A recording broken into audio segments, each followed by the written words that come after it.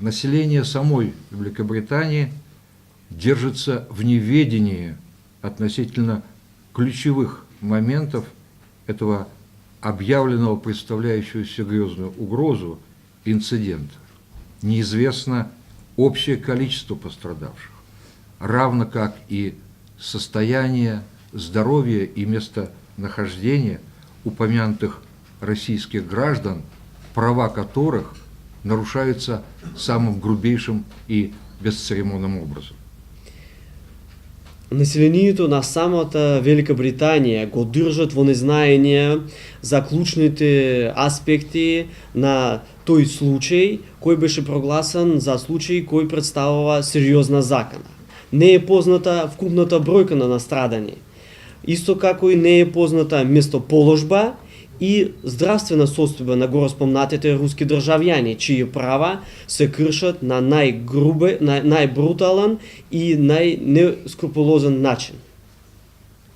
Замалчивается информация о деятельности, расположенной в нескольких милях от Солсбери, секретной лаборатории военного ведомства Великобритании в Портон-Дауне, где, как всем известно, проводились работы по созданию химического оружия, в том числе, не исключено, по так называемому новичку, суперубийце под шифром А-234.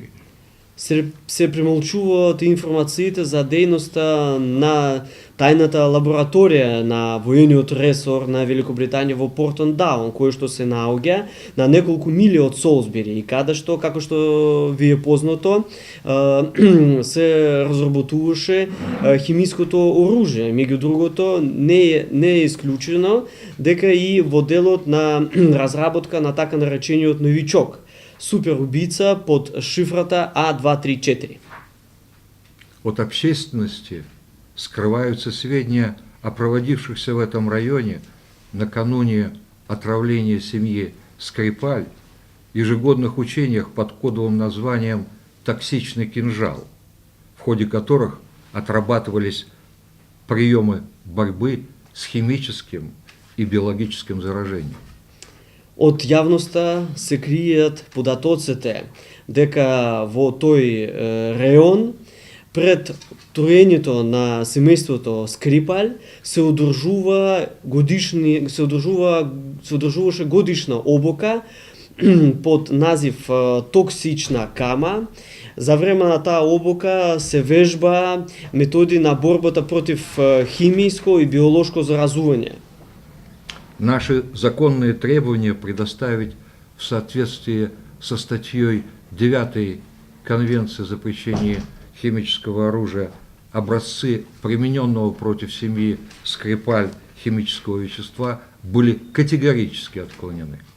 Нашите законски барања да ни бидат дадени според член 9 на Конвенцијата за забрана на хемиско оружје образци на таа хемиска субстанција која беше употребена против семејство Скрипаль. Сите овие барања беа одбиени, категорично одбиени. Анализ совокупности всех этих обстоятельств свидетельствует о незаинтересованности британских властей в выяснении истинных мотивов и установлении исполнителей преступления в Солсбери и наводит нас на мысль о возможной причастности к нему спецслужб Великобритании. Комплексната анализа на сите овие околности сведочи за незаинтересираноста на британските власти да ги дознаат вистинските мотиви и да определат, да ги утврдат сторители на злосторството во Солсбери и не поттикнува на една мисла за возможно евентуално учество во злосторството на безбедностни специјални служби на Великобританија. Если российской стороне не будут предоставлены конкретные, убедительные доказательства обратного, мы будем считать, что имеем дело с покушением на жизнь наших сограждан в результате крупнейшей политической провокации. Доколку на руската страна не бидат обезбедени конкретни, цврсти докази на другото, ќе сметаме дека во овој момент станува збор за атентат врз живот на нашите сограѓани како резултат на најголемата политичка провокација. Хочу особо подчеркнуть, что бремя обеспечения доказательств лежит именно на британской стороне. Сакам особено да истакнам дека товарот да се обезбедат докази го носи токму британската страна.